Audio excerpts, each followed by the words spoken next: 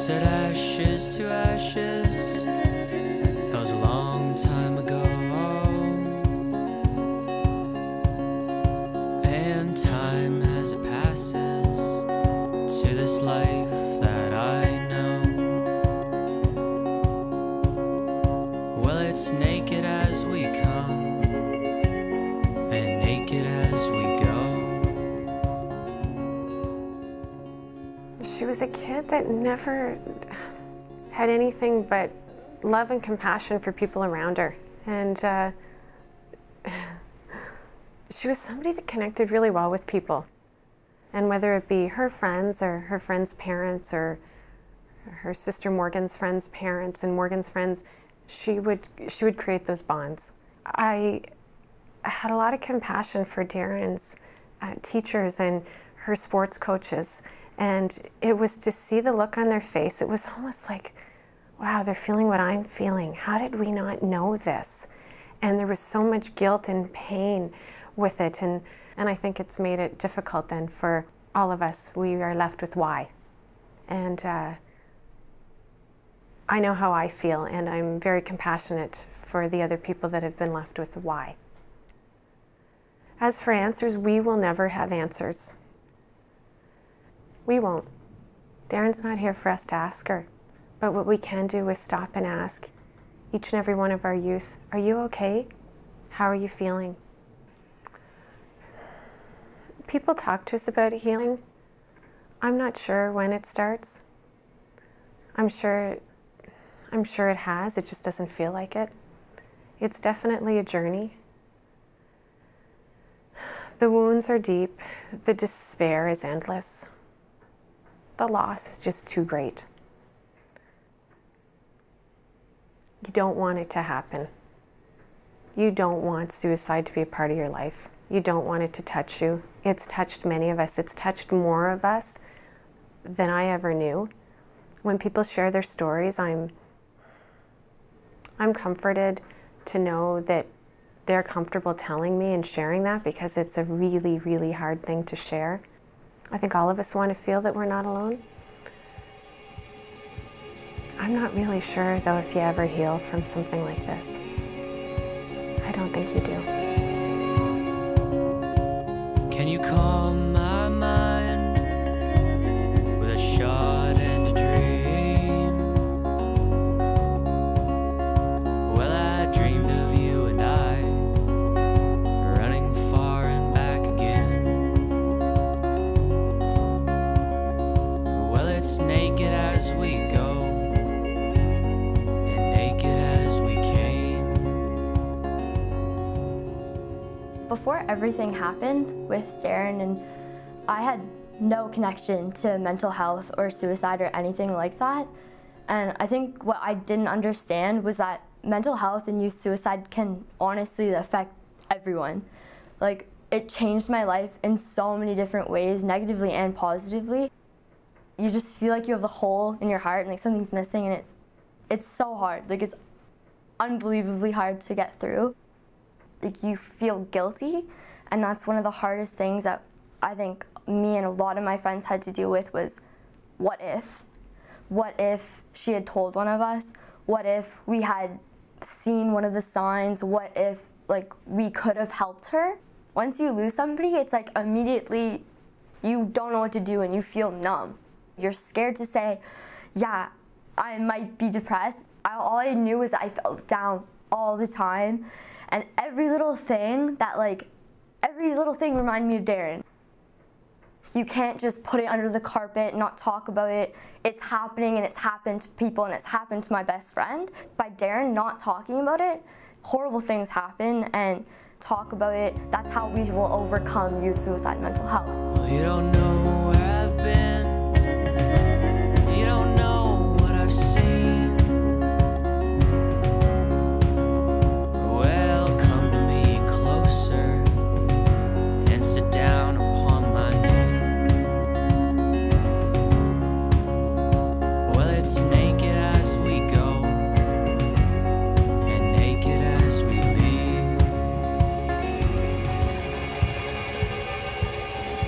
I thought it was just me because I viewed the general high school population as successful and outgoing and always talkative. And it seemed that I could not fit in. So I secluded myself. I didn't talk to my parents. I just withdraw in my room, sleep for hours, days, you know. That ended up basically having me drop out of grade 10. In the end, I sort of separated from my friends. I would definitely, you know, contemplate if I weren't around, you know. Nothing serious, nothing harmful, more just theories of, you know, do I make a difference if I'm here or not? I felt that my own thinking was smaller than myself. I was almost thinking about nothing, and I was so frustrated and worried that I could barely function. When you're down and out, it's a long trip back up, and for me it was just talking to people, you know. Everyone needs to know they're loved. You know, if you're worried about someone, really invest your time, because people are definitely worth it. They're not gonna disappoint you when you really figure out what they're going through. When I leave here tomorrow, you know it's never a shame. When I leave here tomorrow, you know it's never the same.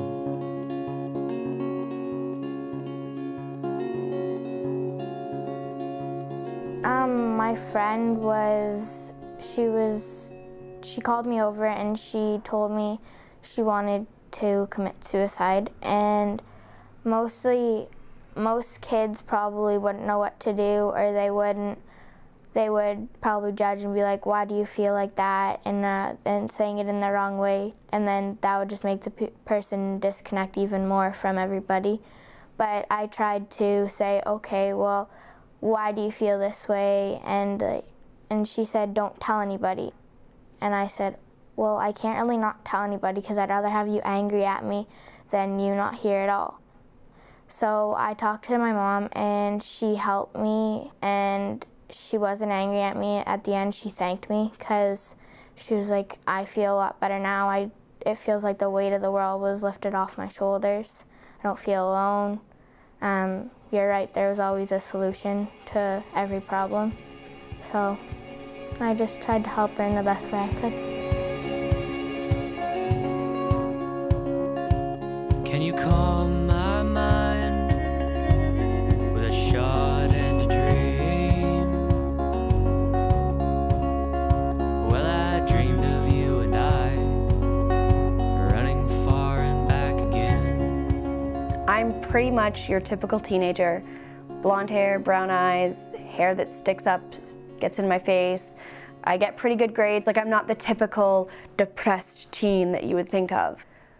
I was just so completely opposite myself. I just felt like death was just surrounding me, and I remember just like on my mind a lot of things were about death, and I was just sitting there, and then I started getting scared, like, what if that happens to me? What if, like, I know at that point I knew it was depression, and I knew that sometimes people with depression could commit suicide.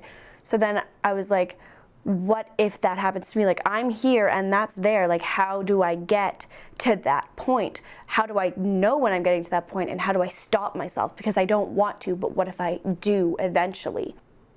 My mom spent hours and hours and hours on the phone with people at CHEO, at the Royal Ottawa, and they said, well, yeah, the waiting list is 9 months, and oh, but wait, she's almost 16, so then she can go to the Royal. The waiting's only 4 months, and anything could happen in 4 months. So my mom ended up calling a doctor who specializes in mental health, teen mental health. So we ended up going to her, and she ended up being able to like suggest things for me and really take care of me until I could get admitted.